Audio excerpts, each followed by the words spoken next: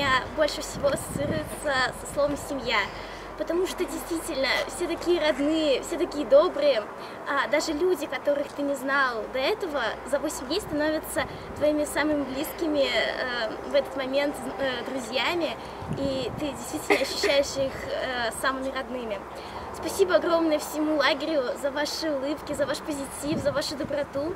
Вы все прекрасны, и с каждым из вас невероятно тепло общаться.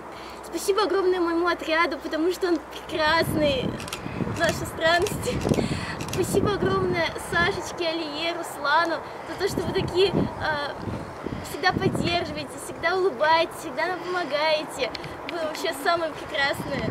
И спасибо огромное Елене Борисовне и вообще всей организации за то, что